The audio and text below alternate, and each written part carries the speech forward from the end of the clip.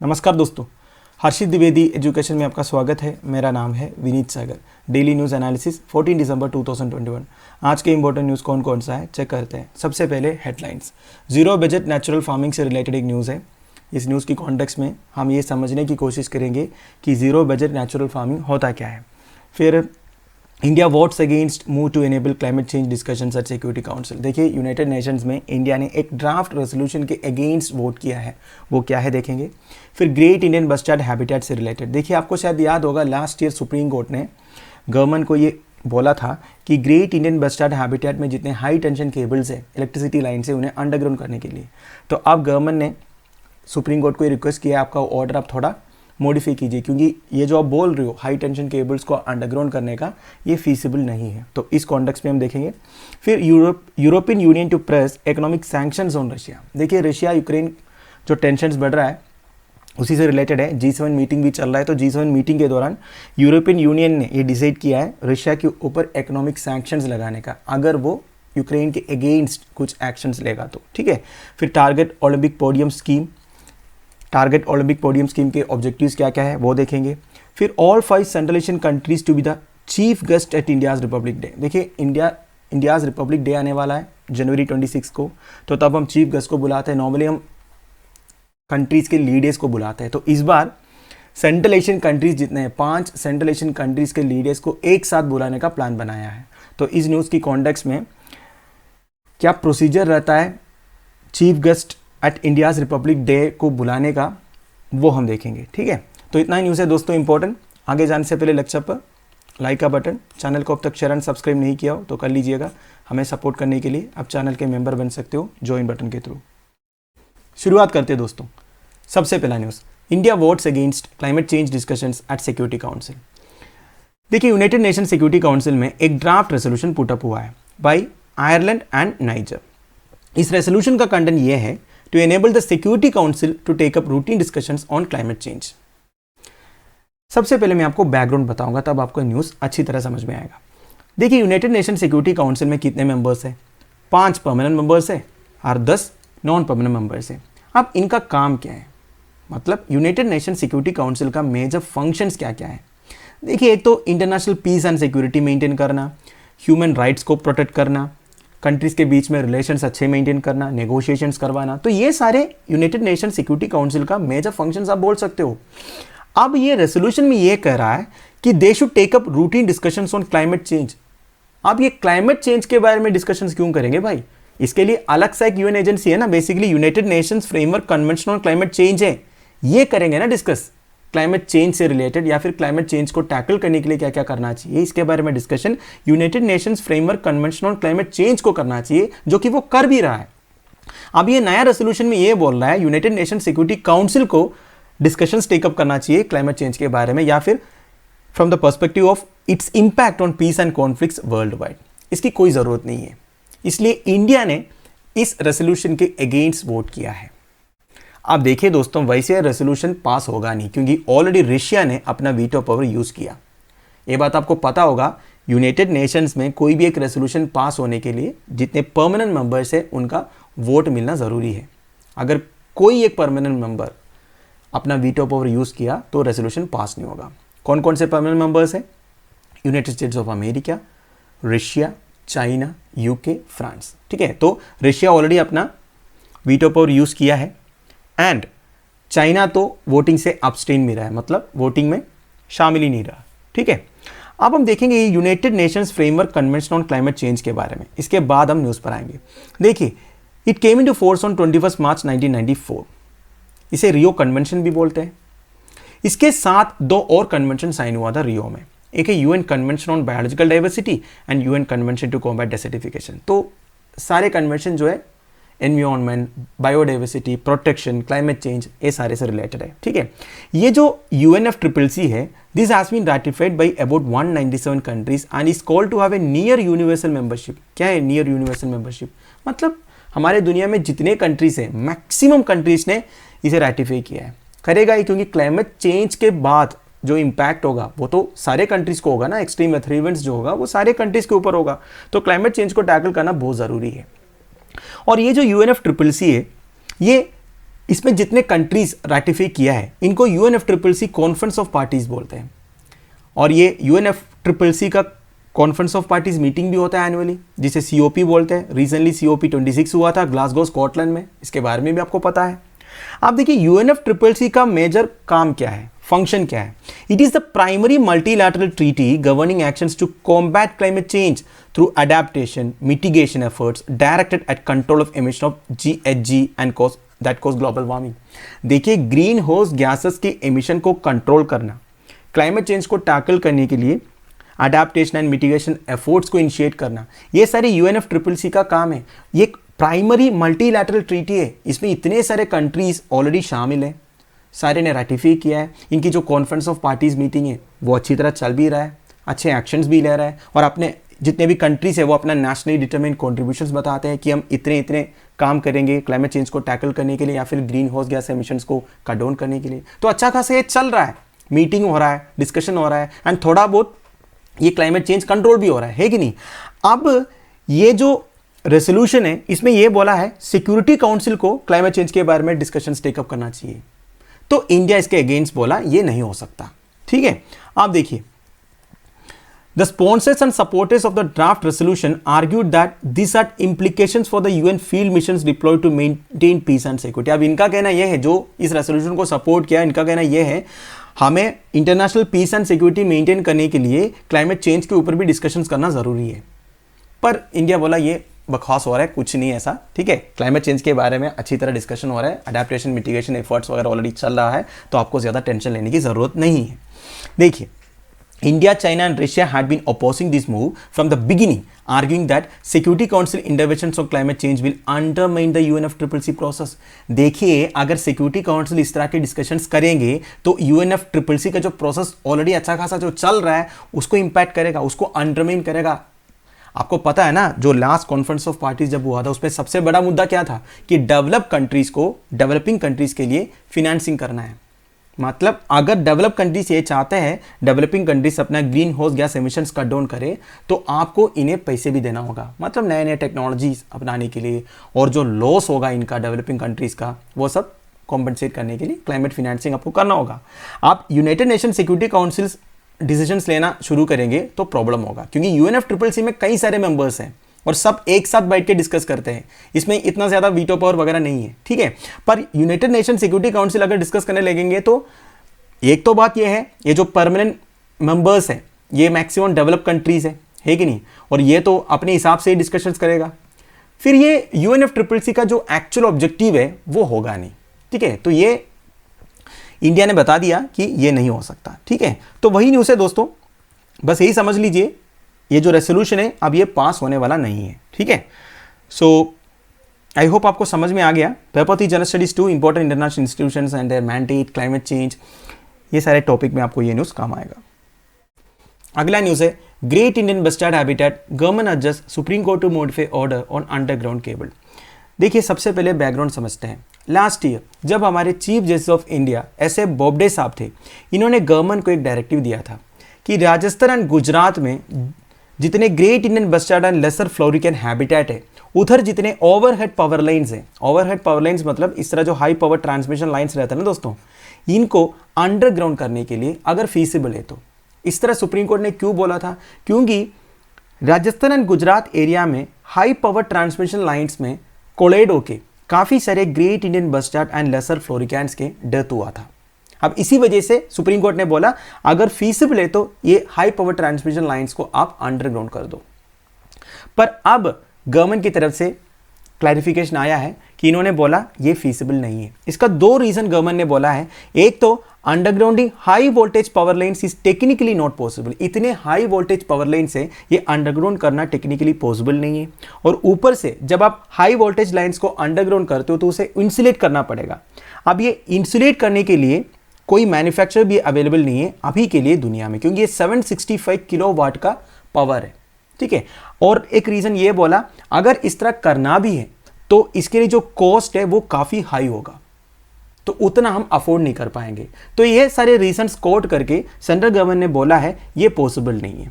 अब और एक बात देखिए, ये जो ग्रेट इंडियन बस्टर्ड है इसके बारे में पहले मैंने एक वीडियो बनाया था, आप हर्षित द्विवेदी नाम के साथ सर्च कर सकते हो, आपको वीडियो मिल जाएगा। एक्चुअली ये जो इश्यू है हाई पावर ट्रांसमिशन लाइंस में कोलैड होने का जो इश्यू है, इसी के बारे में वो वीडियो है। मैं आपको ब्रीफली बता देता हूँ ये ग्रेट इंडियन बस्टार्ड्स कोलैड क्यों करते हैं। देखिए ये जो बर्ड है ये काफ़ी हैवी है, इसका एवरेज वेट जो है 18 किलोग्राम्स तक होते हैं और ये फ्लाई करते हैं। अब ये ज़्यादा हाइट में फ्लाई नहीं करते हैं।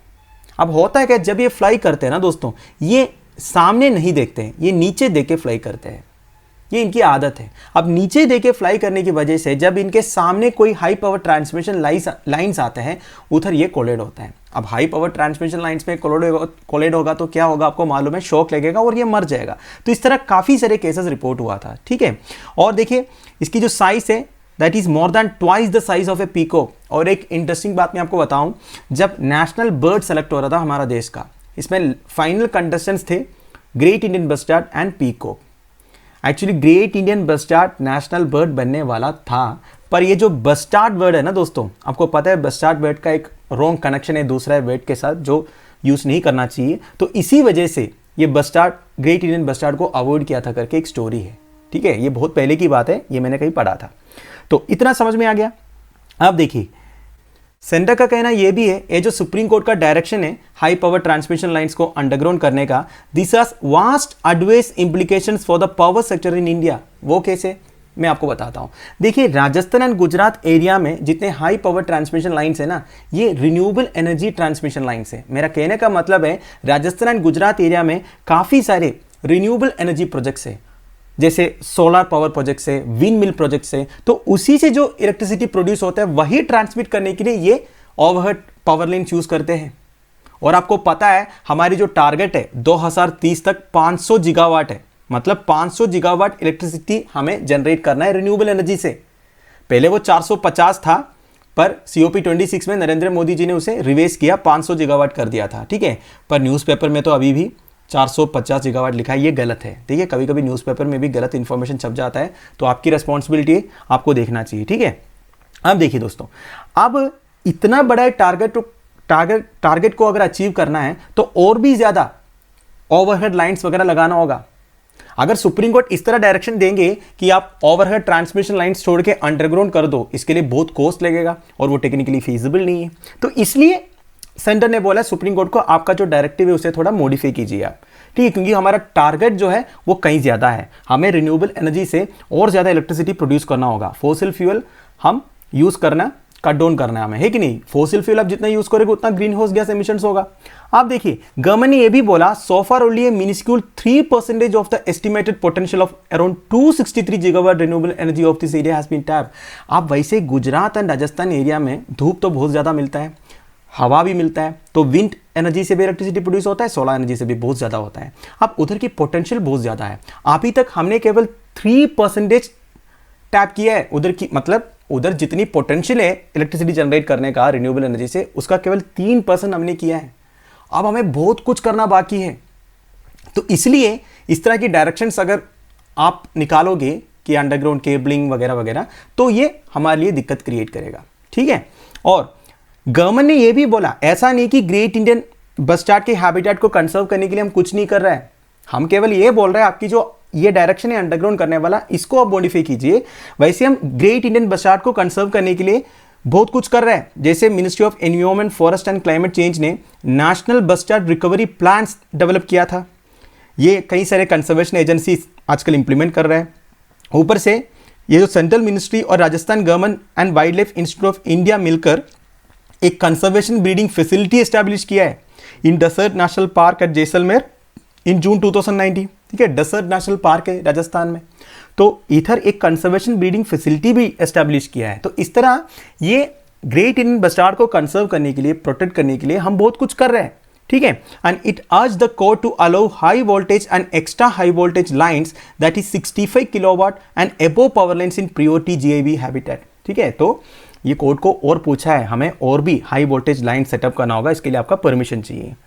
और हम इसके साथ साथ बर्ड डाइवर्टर्स वगैरह लगाएंगे। मतलब बर्ड डाइवर्टर्स होते हैं दोस्तों, आप गूगल में सर्च कीजिए, आपको फोटोज मिल जाएगा। वैसे बर्ड डाइवर्टर्स मतलब बर्ड जैसे आएंगे वो देके वो अलग डायरेक्शन में चला जाएंगे, मतलब ये लाइंस में कोलाइड नहीं होने के लिए हम कुछ बर्ड डाइवर्टर्स भी सेटअप करेंगे, पर आपको ये अलाउ करना होगा हमें ओवरहेड ट्रांसमिशन लाइंस और लगाने के लिए, ताकि हमारा टारगेट जो है 500 गीगावाट का उन्हें अचीव करना है। ठीक है, तो paper 4 general studies 3 biodiversity, conservation, energy, ये सारे टॉपिक में आपको ये न्यूज़ काम आएगा।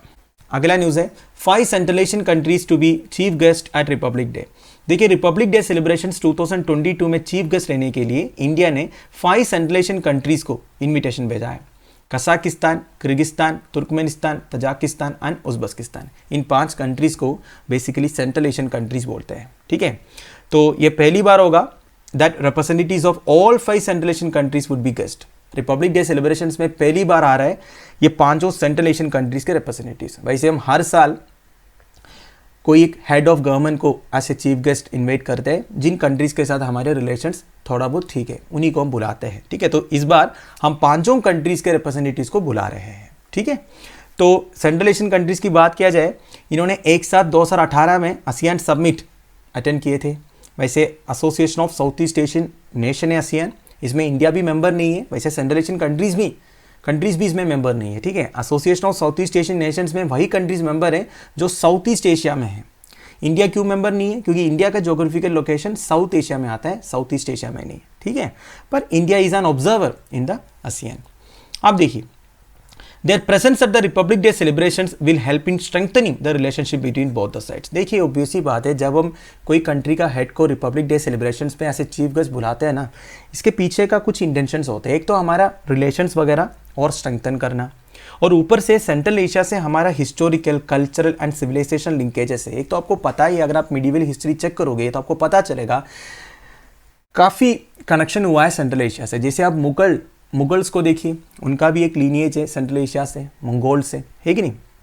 अब India will also be hosting the central Asian India foreign ministers meet on December 18 and 19, 2021। देखिए दिसंबर 18 और 19 को central Asian India foreign ministers meet होने वाला है। ठीक है, ये central Asian India foreign ministers meet पहली बार उज़्बेकिस्तान में हुआ था, समरकंड में। ठीक है, जनवरी 2019 में।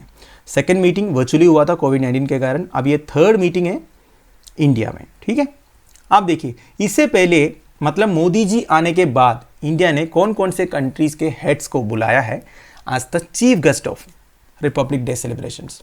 2015 में यूएस प्रेसिडेंट बराक ओबामा, फिर 2016 में फ्रांस के प्रेसिडेंट फ्रांकोइस होलांडे, फिर 2017 में यूएई के मोहम्मद बिन जायद अल नाहियान, फिर 2018 में ऑल 10 आसियान कंट्रीज, फिर 2019 में south African president Cyril Ramaphosa, 2020 में ब्राज़ील के जेर बोल्सोनारो, फिर 2021 में एक्चुअली प्लान था UK prime minister Boris Johnson को बुलाना, पर कोविड-19 पैंडेमिक की वजह से वो कैंसिल हुआ था। ये बात आपको पता है। ठीक है, अब देखिए दोस्तों, how is chief guest for Republic day chosen. इसका एक प्रोसीजर होता है, वो भी मैं आपको बता देता हूँ ब्रीफली। देखिए रिपब्लिक डे सेलिब्रेशंस के 6 महीने पहले ही ये प्रोसीजर शुरू हो जाता है। ठीक है, सबसे पहले हम ऐसे कंट्रीज के लीडर्स को या फिर रिप्रेजेंटेटिव्स को इनवाइट करते हैं जिसके साथ हमारे रिलेशंस अच्छे हैं। मतलब देखिए, हमारा political, economical and commercial relations देखते हैं, फिर the neighbourhood, military cooperation, prominence in regional groupings देते हैं, और past association in non aligned movement देखते हैं। तो बेसिकली दोस्तों आपको पता ही, ये कॉमन सेंस है। हम किसी को इन्वाइट कब करते हैं? मतलब हमारे बीच में रिलेशंस थोड़ा और अच्छा करने के लिए, है कि नहीं। तो इस तरह सब कुछ देखने के बाद ही एक हेड ऑफ द गवर्नमेंट को या रिप्रेजेंटेटिव्स को हम बुलाते हैं। तो सबसे पहले क्या होता है दोस्तों, the ministry of external affairs considers a number of issues, the most important of which is the nature of India's relationship. सबसे पहले हमारी रिलेशनशिप कैसा है ये देखेंगे, इसके बाद डिलिब्रेशंस वगैरह होगा, फिर प्राइम मिनिस्टर का अप्रूवल लेते हैं। प्राइम मिनिस्टर का अप्रूवल लेने के बाद राष्ट्रपति भवन का अप्रूवल लेना जरूरी है। Prime minister office and Rashtrapati Bhavan का अप्रूवल मिलने के बाद जिस कंट्री को सेलेक्ट किया होगा उस कंट्री का हाई कमिश्नर या एम्बेसडर को ये बात बता देते हैं, फिर वो उधर के प्राइम मिनिस्टर या प्रेसिडेंट ऑफिस में इनविटेशन पहुंच जाते हैं। ठीक है, इसके बाद जो कार्रवाई है, इनके जो एकोमोडेशन, सिक्योरिटी प्रोटोकॉल, वो सारे देखते हैं। हमारा जो चीफ ऑफ प्रोटोकॉल है वो सब कुछ देखते हैं। मतलब जब कोई दूसरे कंट्री के हेड आएंगे तो उनके सिक्योरिटी एकदम प्रॉपर होनी चाहिए, है कि नहीं। तो ये सब होता है नॉर्मल प्रोसीजर, ध्यान दीजिएगा। So paper 3 general studies 2 international relations में ये न्यूज़ आपको काम आएगा। अगला न्यूज़ है European Union to press economic sanctions on Russia. देखिए रशिया यूक्रेन के बीच में जो टेंशन्स बढ़ रहा है इसके बारे में 2-3 दिन से हम डिस्कस कर रहा है। रशिया ऑलरेडी 1 लाख के करीब ट्रूप्स डिप्लॉय किया है यूक्रेन बॉर्डर में, ये सब हमने 2-3 बार डिस्कस किया था। वैसे यूनाइटेड स्टेट्स ऑफ अमेरिका भी इन्वॉल्व हो रहा है। वो ये बोला था अगर रशिया यूक्रेन को अटैक करेंगे तो उसका सीरियस कॉन्सिक्वेंसेस होगा। इसके बाद G7 मीटिंग हुआ था। G7 मीटिंग में भी USA एंड जितने और कंट्रीज हैं, इनके एलाइज बोल सकते हैं, वो सब कलेक्टिवली एक डिसीजन लिया है कि अगर रशिया यूक्रेन को अटैक करेंगे तो G7 कंट्रीज जितने भी है वो एक साथ रशिया को अटैक करेंगे। तो इस तरह एक सीरियस वार्निंग भी दिया था। अब G7 मीटिंग तो खत्म हो गया, लिवरपूल में हुआ था इंग्लैंड में। इसके बाद अब यूरोपियन यूनियन का फॉरेन मिनिस्टर्स का एक मीटिंग हुआ है बेल्जियम में, ब्रसल्स में, ठीक है। तो इधर भी इन्होंने सेम टाइप का एक डिसीजन लिया है। इन्होंने सैंक्शंस लगा दिया रशियन मर्सनरी आउटफिट वैगनर के ऊपर। अब आप पूछोगे ये रशियन मर्सनरी आउटफिट वैगनर क्या होता है। देखिए रशियन गवर्नमेंट का कहना यह है ये जो वैगनर है ये इनका पैरामिलिट्री ऑर्गेनाइजेशन है। जैसे हमारा BSF, CRPF, CASF वगैरह ना, उस तरह उनका एक पैरामिलिट्री फोर्स है वैगनर। पर एक्चुअली कई लोग ये बोलते हैं ये एक प्राइवेट मिलिट्री ऑर्गेनाइजेशन है जो रशियन गवर्नमेंट को हेल्प करते हैं। अब इनकी हिस्ट्री भी थोड़ा सा डेंजरस है। वैसे रशियन गवर्नमेंट को इन्होंने काफ़ी इंस्टेंसेस में हेल्प किया है। देखिए सीरियन वार में, लिबियन वार में एंड सेवरल अफ्रीकन कंट्रीज में जब कई सारे प्रॉब्लम्स हुआ था तो रशियन गवर्नमेंट ये वैगनर को यूज़ किया है। तो इनकी हिस्ट्री इतना ठीक नहीं है, ठीक है। तो अब यूरोपियन यूनियन ने ये मर्सनरी आउटफिट वैगनर के ऊपर सैंक्शंस लगा दिया, ठीक है। अब ये भी बोला है अगर इस तरह चलते रहेंगे, मतलब आप यूक्रेन को अटैक करेंगे तो आप अनप्रेसिडेंटेड इकोनॉमिक सैंक्शंस भी लगाएंगे रशिया के ऊपर। ये बोला है यूरोपियन यूनियन के फॉरेन मिनिस्टर्स ने। तो कुल मिला के दोस्तों देखिए जितने भी यूरोपियन कंट्रीज है और G7 कंट्रीज है सारे अभी रशिया के अगेंस्ट हो गया। अगर रशिया यूक्रेन को अटैक करेगा तो ये बहुत बड़ी गलती होगी। गलती इन द सेंस देखिए रशिया को कितना वो इंपैक्ट करेगा ये तो हम बता नहीं सकते क्योंकि रशिया भी स्ट्रांग है, पर कुल मिला के एक छोटा वर्ल्ड वॉर होने का चांस भी है कि नहीं। क्योंकि रशिया को अगर सारे मिलकर अटैक करेंगे तो रशिया भी चुप नहीं बैठेंगे। अब रशिया की भी हेल्प के लिए कुछ कंट्रीज तो आएगा ही आएगा, है कि नहीं। तो ये बोला जा रहा है, ठीक है। अब ये जो यूरोपियन यूनियन का मीटिंग हुआ था इसमें मिनिस्टर्स ने ये भी बोला है अगर रशिया यूक्रेन को अटैक करेंगे हम और एक तरीके से आपके लिए दिक्कत क्रिएट करेंगे। ये जो नॉर्थ स्ट्रीम 2 गैस पाइपलाइन है फ्रॉम रशिया टू जर्मनी ये हम ब्लॉक करेंगे, इस तरह जर्मनी ने बोला है। आप देखिए ये है जर्मनी और ये है रशिया। तो रशिया से जर्मनी तक एक गैस पाइपलाइन है। तो जर्मनी बोला है अगर आप यूक्रेन को अटैक करेंगे या फिर इस तरह कुछ होगा तो हम इस पाइपलाइन को भी बंद करेंगे। तो इस तरह कई तरह का वार्निंग अभी रशिया की तरफ आ रहा है। तो यही है, ठीक है। आप देखिए Wagner is said to be financed by 60-year-old Saint Petersburg businessman Yevgeny Prigozhin, ठीक है।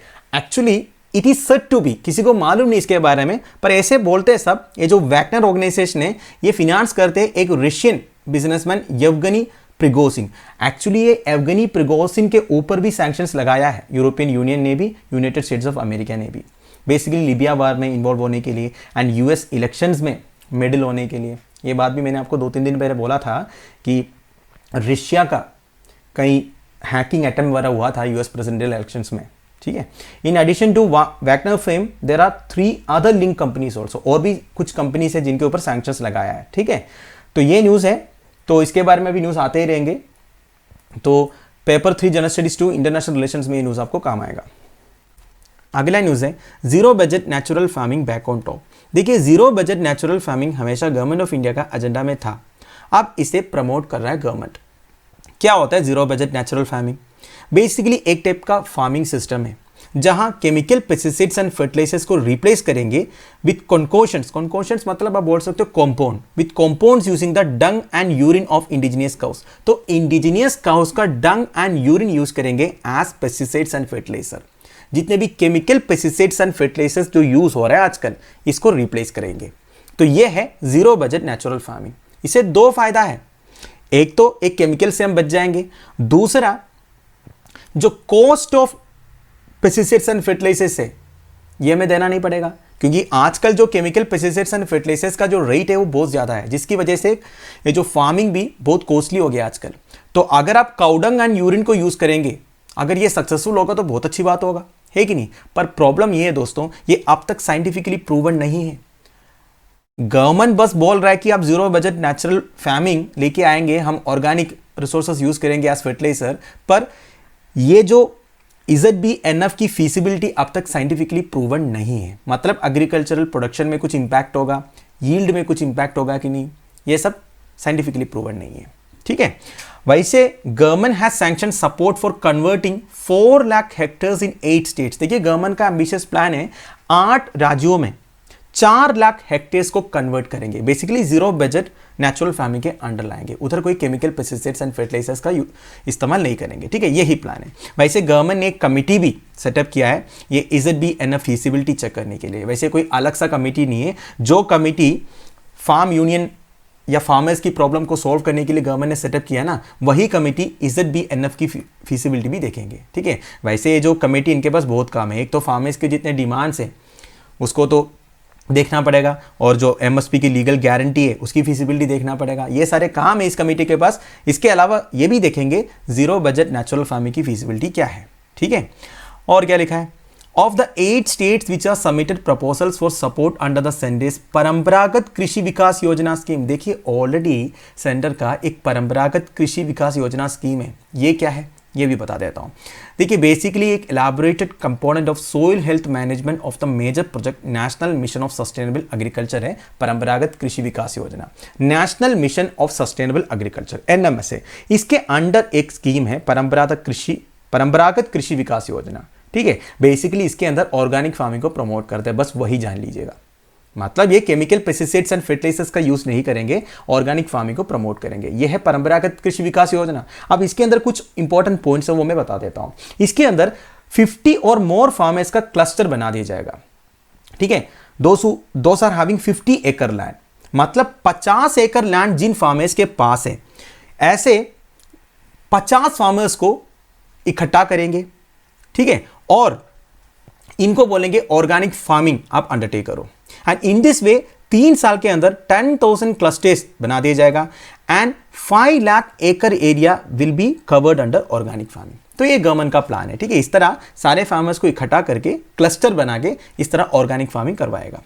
इसके लिए फार्मर्स के ऊपर कोई लायबिलिटी नहीं होगा, ऊपर से फार्मर्स को 20,000 पर एकड़ दिया जाएगा in 3 years for seed to harvesting of crops and to transport produce to market। मतलब फार्मर्स को जो खर्चा आएगा ऑर्गेनिक फार्मिंग के लिए, बेसिकली सीड्स खरीदने के लिए, फिर ये जब हार्वेस्टिंग होगा वो प्रोड्यूस को मार्केट तक पहुंचाने के लिए, ये सब के लिए 20,000 पर एकड़ फार्मर्स को दिया भी जाएगा। तो बेसिकली गवर्नमेंट ये चाहता है ये जो केमिकल पेस्टिसाइड्स एंड फर्टिलाइजर्स का यूसेज कम हो एंड ऑर्गेनिक फार्मिंग को प्रमोट हो, जितने भी ट्रेडिशनल रिसोर्सेज वगैरह उसी का यूज करने के लिए। ठीक है, तो यह है परंपरागत कृषि विकास योजना।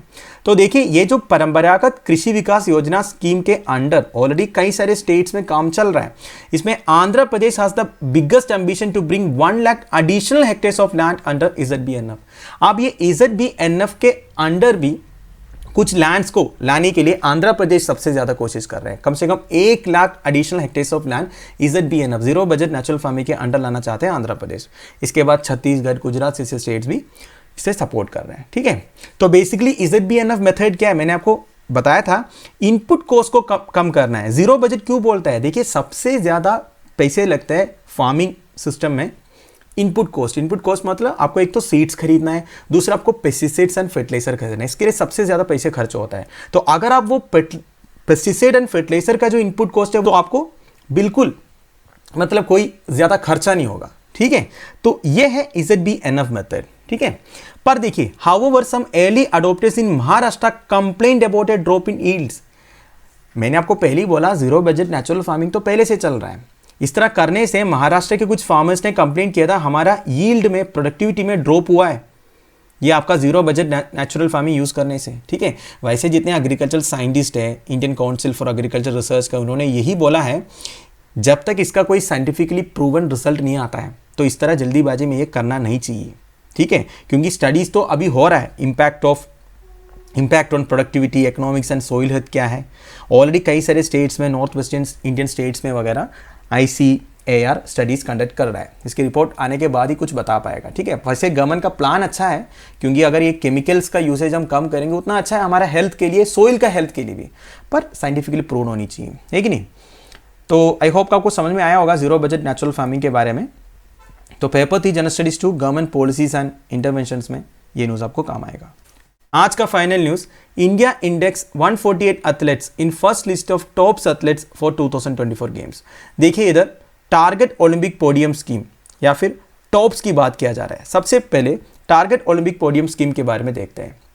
देखिए ministry of youth affairs and sports के अंडर एक फ्लैगशिप प्रोग्राम है टारगेट ओलंपिक पोडियम स्कीम। नाम से आपको पता चल गया होगा इसका टारगेट क्या होगा, ओलंपिक्स में और पैरालंपिक्स में मेडल लाने के लिए क्या करेंगे, कुछ एथलीट्स को आइडेंटिफाई करेंगे जिन्होंने एशियन गेम्स में या कॉमनवेल्थ गेम्स वगैरह में मेडल लाया होगा। इनको आइडेंटिफाई करके इन्हें स्पेशल ट्रीटमेंट दिया जाएगा, इन्हें ग्रूम करेंगे, इनके पोटेंशियल के हिसाब से इन्हें प्रिपेयर करेंगे ताकि वो ओलंपिक्स में और पैरालंपिक्स में हमारे लिए मेडल ले आए, ठीक है।